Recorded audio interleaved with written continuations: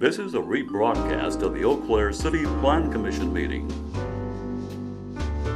The audio for this program can be heard on WRFP-LP 101.9 FM. This program was recorded and presented by Chippewa Valley Community Television. I'd like to call this evening's Planning Commission meeting to order, and again thanks to those of you that are joining us this evening. Before we get started, again, if you would please turn your cell phones off or to silent. If you wish to participate in this evening's meeting, if you would, back on the back table there is a yellow sheet of paper. If you'd fill that out when you come up to speak, hand that to Ned up here at the front desk. And then when you come to the podium, if you would please introduce yourself with your name and your address. And with that, we'll get started with agenda item number 1. This request for a site plan on First Avenue, we did receive an email which was distributed prior to your meeting requesting the item be postponed so they could meet with the neighborhood association. We have talked to the neighborhood association. They would have been here tonight requesting it be postponed, so applicants said they would be willing to do that. Applicant's email also notes that it's their understanding that the project as submitted is reviewed under current parking ordinance, and that is correct. The submittal sets the ordinance under which it is reviewed, and even if that ordinance is changed in the next few weeks by council, it is still reviewed under current ordinance, just so everybody's aware of that. Commissioner Mitchell. Gerald, do you know when the neighborhood association meets? I do not. I saw an email going from, again, applicant to the neighborhood association asking when could we meet. I think the regular meeting is actually this week, and then it also asks, is there a possibility of a special meeting? I did ask applicant that once they've had the meeting, let us know so we can get it back on a future agenda meeting.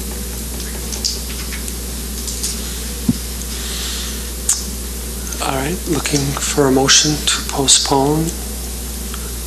I'll move to postpone. Second. We have a motion and a second. Any discussion? Commissioner Granlund. Is there, since it's across the street from one of the park areas, is there any requirement or any portion of the parks and waterways that needs to take a look at something in this position? No, they review projects that are abutting a park, not across the street by ordinance. Any other discussion or questions? Seeing none, all those in favor of postponement signify by saying aye. Aye. Opposed? Postponement is passed. Agenda item number 2 for approval, the site plan for E.O. Johnson's additions and renovations at 1505 Prairie Lane.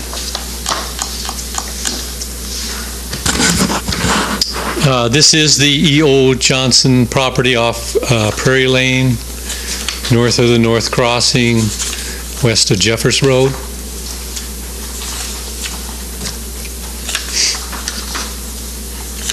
This is the site plan for the project showing their existing building, proposed warehouse addition, proposed office addition.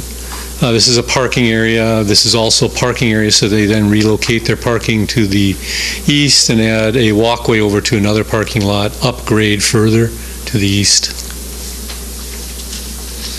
And also within your packet are the building elevations for the project.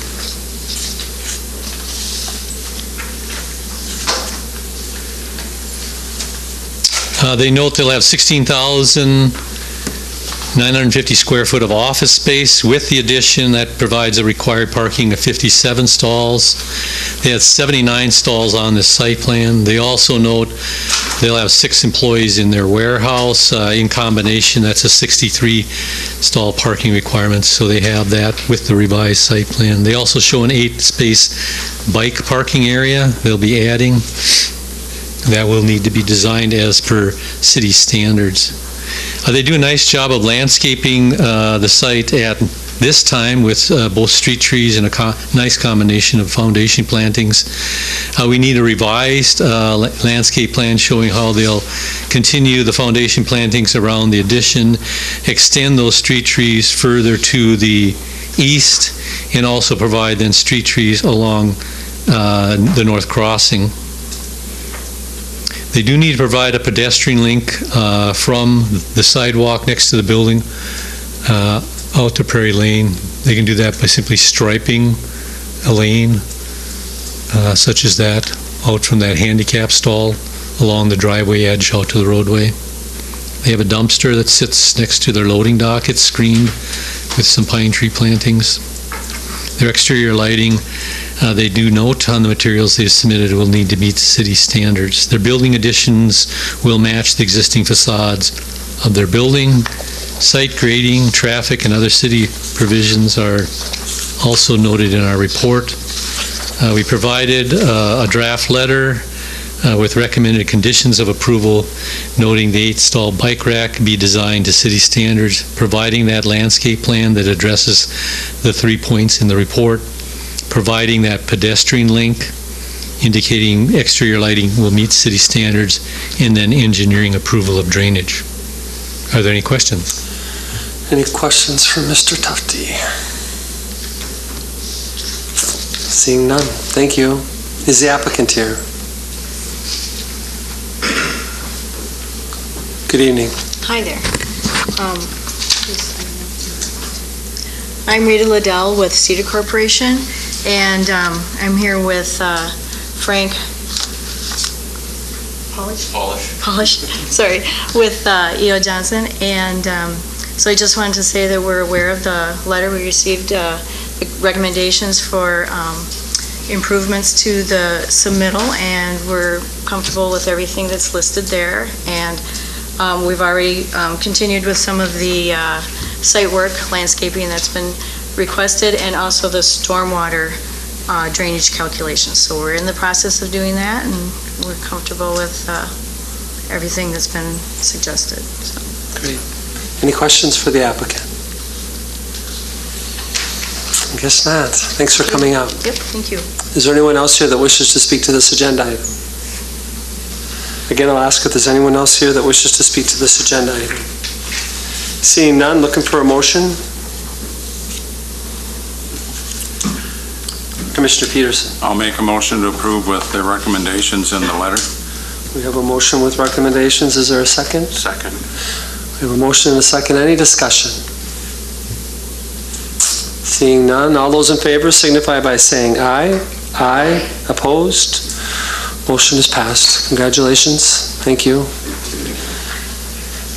Agenda item number 3, discussion and direction, solar ordinance. Good evening. Good evening.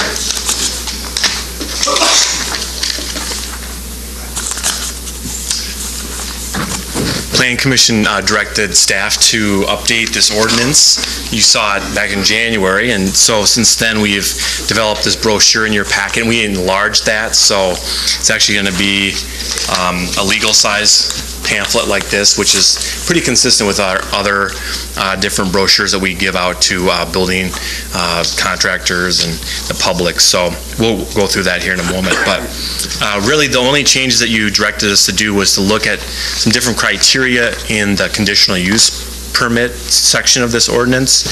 So we actually have a consultant that we were able to work with through a grant through the U.S. Department of Energy. And so we talked with him, he's out of the Twin Cities, about what could be added. And if you recall, the solar ordinance or the solar state statute covers a lot of different things in terms of what happens when somebody has vegetation blocking the solar. The recourse is basically handled in a civil suit kind of matter. So we don't need to get into that in the ordinance or in the conditional use permit section. But with the conditional use permit here, I'll just zoom in on that. Here we go.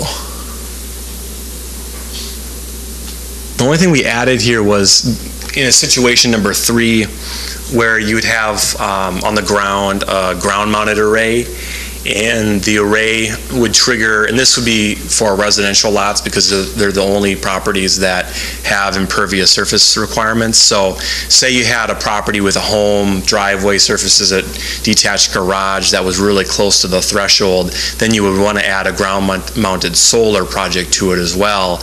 In those situations, which would be kind of rare anyways, if you're close to that level, the zoning administrator, building inspector, Daryl, myself, would review that project, determine to make sure that it is actually impervious surface, because the way these arrays are laid out, sometimes there's gaps in between which can actually allow water to flow through and hit the grass below it.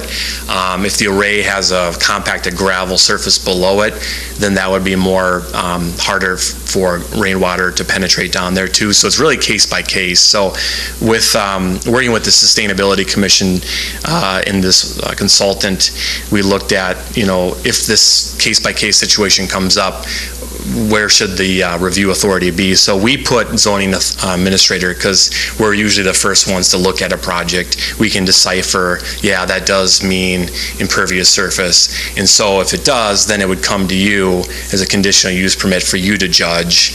And basically they would have to propose mitigation measures for stormwater improvements. So that could mean anything from, the simple side of just adding grass underneath it to maybe a bioswale or something there. But again, it's case by case, depends on the lot, the topography and such. It's going to be a rare case, but that was pretty much the only added criteria that we added to the conditional use permit section. We did take, Greg, your comments about adding building to the setbacks, so that's added in there too.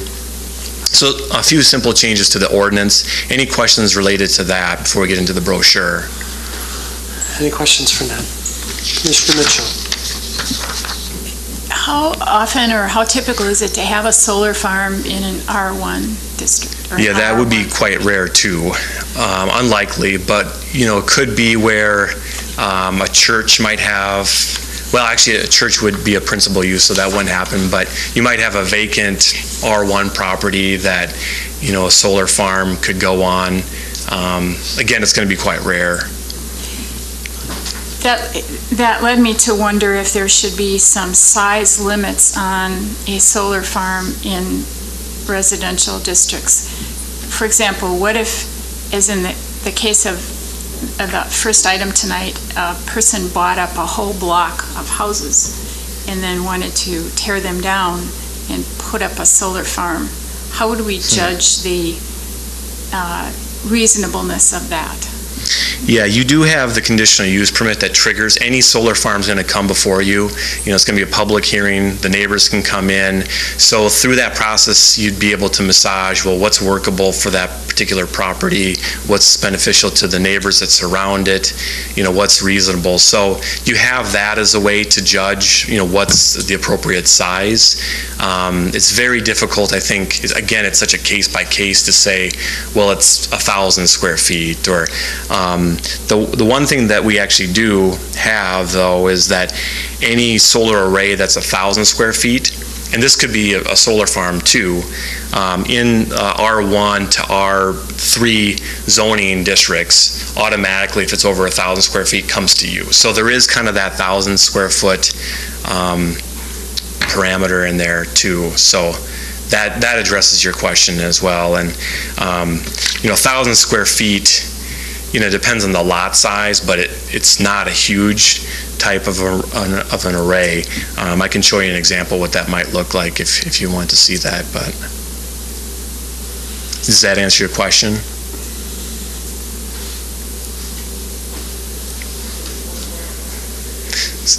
So the 1,000 foot is basically the rule of thumb, and we set that mainly because it's consistent with our detached accessory structure guideline of 1,000 square foot as well.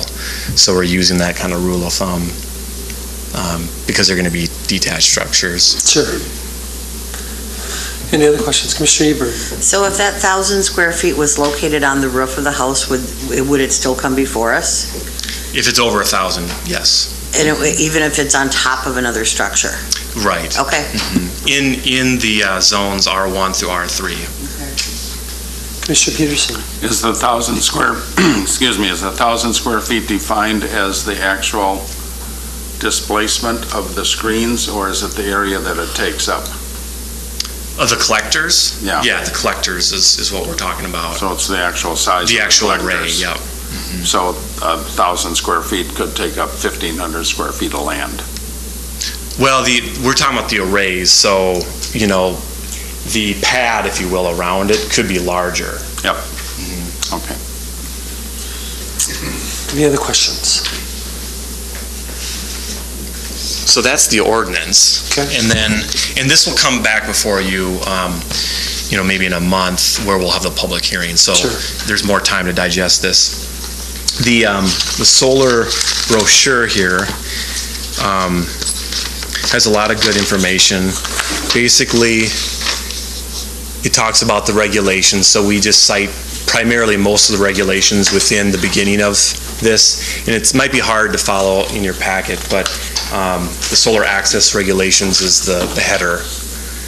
And we talk about the purpose of why this ordinance is needed, you know, to set forth proper site planning criteria, to have, you know, a neighborhood that is aesthetically pleasing and so forth.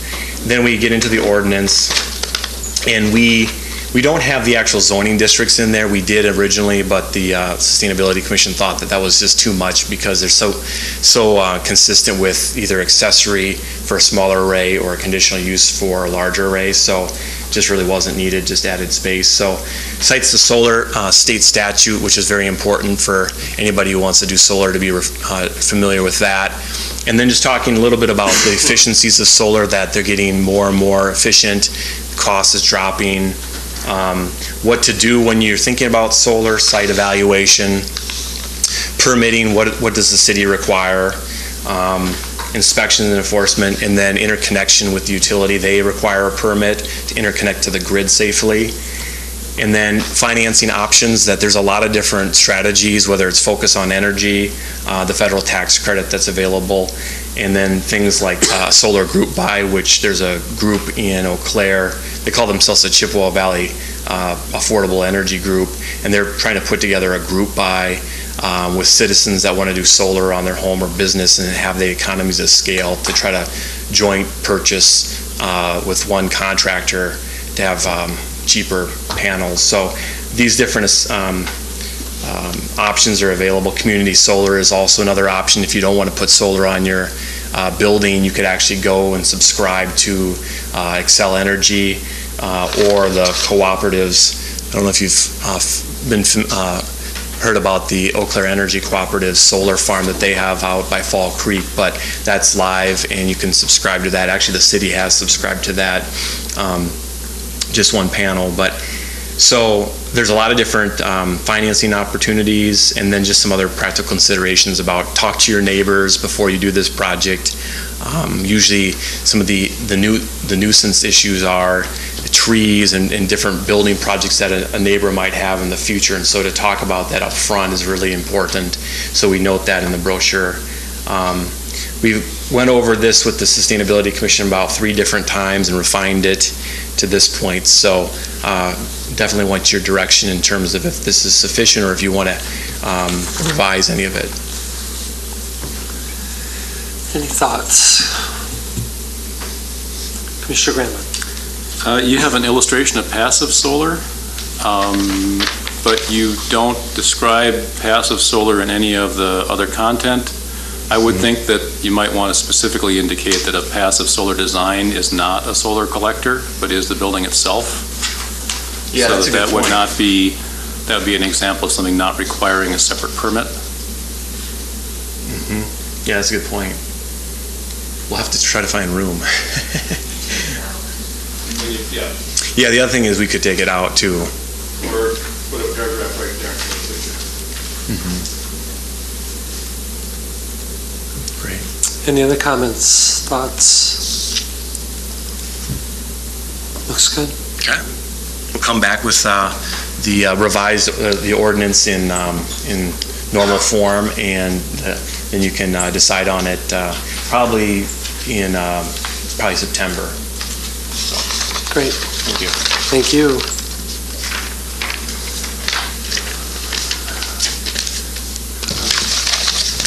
much it for discussion and direction. Any code compliance items? No? Any future agenda items? I guess I would like to suggest, if it's possible, either on our next meeting or at an upcoming meeting, to maybe look at the future of First Avenue, and if we need to be more cautious in how we proceed with that, if there's any way to mix in the RM with some residential non-student housing, whether it's townhomes or just smaller bedroom units that may be more attractive to other users or residents other than student housing. I worry about, it's such a prime piece of our city, and being across from the park and being a busy street. And I worry about 10 years from now and 20 years from now and 50 years now, and I just feel like it'd be worth at least seeing if there's something we need to do or look at or consider, if there is anything at all. So I don't know if anyone else has any discussion or thoughts, but I just don't want to hurry into First Avenue and find ourselves 5 years from now saying, what if, or I wish if we could have done something different. But any thoughts? Commissioner Brendel. I think it's a fair point. I drove past that area today, and I mean, without a doubt, there's things that need to happen there. It just concerns me that we're starting to turn this whole section of the city into student housing, and I think there'd be an argument made that it's not just for students, but I think the reality of it is that's who's going to be using it. And we do have a need for better quality student housing in Eau Claire, without a doubt. But I agree with you as far as that is a prime piece of real estate. And right across from the park is concerning. Mm-hmm. Mr. Ebert. I was going to say, one of the things, if we're going to evaluate First Avenue, is we really need to take a look at the flood zone maps and see what parts down there are buildable and what aren't, because I think the reason why closer to the parking lot near the university there's a lot of vacant ground is because it is floodplain and it's not practical. That being said, I'd rather see the student housing being on the perimeter of the Randall Park neighborhood to allow maybe the middle more to become more single-family housing, because truly it's been student housing for 50 years or better. It's just that now we're upgrading it to something that is maybe even safe for kids to live in. I remember a few student rentals when I was a student, and they were bad all the way down to where Family Video is now. They were not in good condition. Mm-hmm. Any other thoughts? Commissioner Mitchell. I agree. I'd like to have a discussion about it. I'd also like to have some data. I don't know if Daryl can get this for us or not, but I'd like to know how much university student housing is actually needed. That is, do they have an enrollment plan that shows their enrollment increasing? What is the university's plan for providing their own housing? And then, so if we know what the enrollment's supposed to be way down the road, so that we're not creating all this student housing and then find out that their enrollment's going to decrease. They seem to be saying that there's a need for a lot more, but I'd like to see that data. So what's their enrollment plan? What do they plan to provide? And then we can see what's left over that constitutes this great need in the community.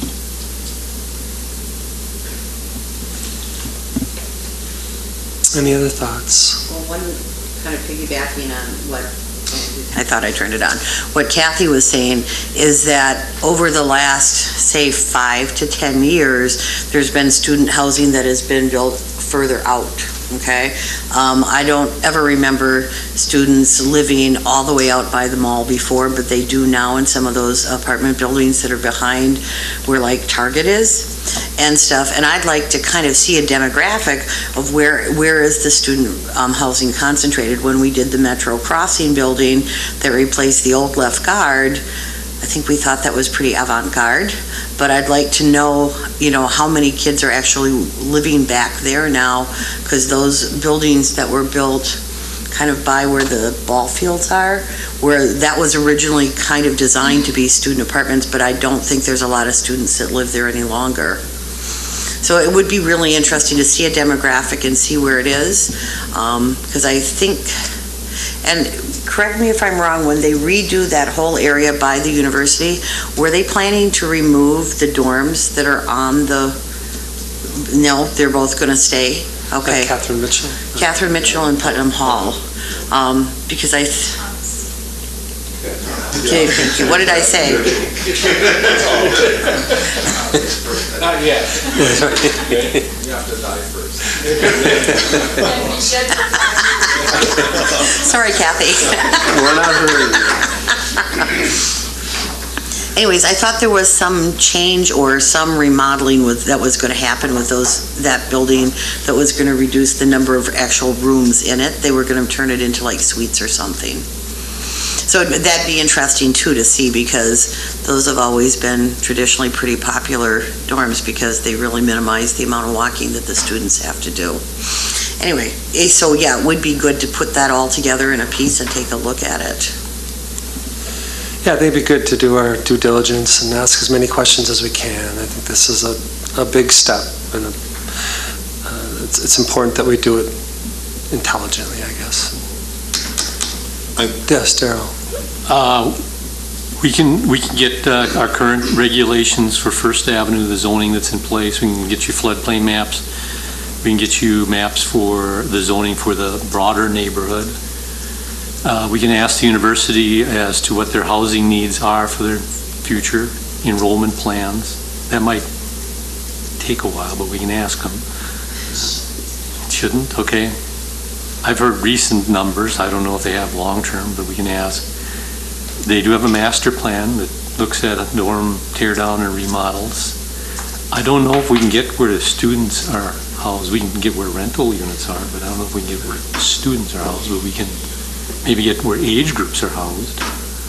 I think I talked to Mike Rindo about that once, and he said, yeah, you could do that. All you have to do is plug the addresses in. So he could do it? Yeah, I think he could. Okay, so we'd have to ask them that. Okay. It just might be good to see how far spread out they are. Be interesting if they mapped that or not. That'd be interesting. Commissioner Frankel? I think it'd be interesting to have that discussion with somebody from the university as well, because it's during all of these new developments, unless I missed it, we haven't ever had a situation where somebody from the university has spoke at the public hearing saying, yes, this is something that we need and that we support. We hear from the applicant that, yeah, they've got support for it. But that's a concern. Maybe I missed it, Darryl. No, the university was here a couple of years ago as part of the comprehensive planning process and made a presentation on their master plan. Their master plan was updated a couple of years ago, and it actually was presented to the Plan Commission at that time. It showed they're going to tear down and rebuild half the campus is basically what their master plan is. And they talk about student housing needs, and the number I've heard is they're about 1,000 units short given the remodel that they're doing, because all their smaller dormitory rooms are going to get a little bigger in order to reach the market that's out there, and therefore they are asking developers to accommodate that, is what I'm hearing. But it would be nice to hear like a Mr. Rindo come in and verify that, because I'm just hearing it from developers and what have you. So we can ask Mr. Rindo if he would want to attend a meeting.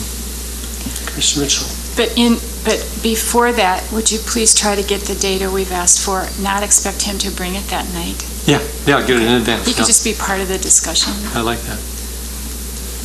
Mr. Eber.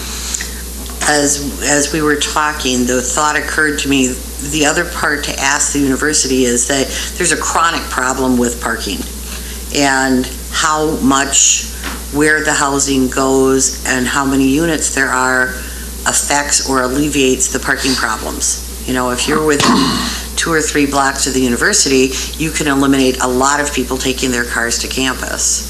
And that is something that I think it's worth thinking about, because I've driven around that parking lot about 1 million times looking for a place to park, and it's almost impossible. Any other thoughts?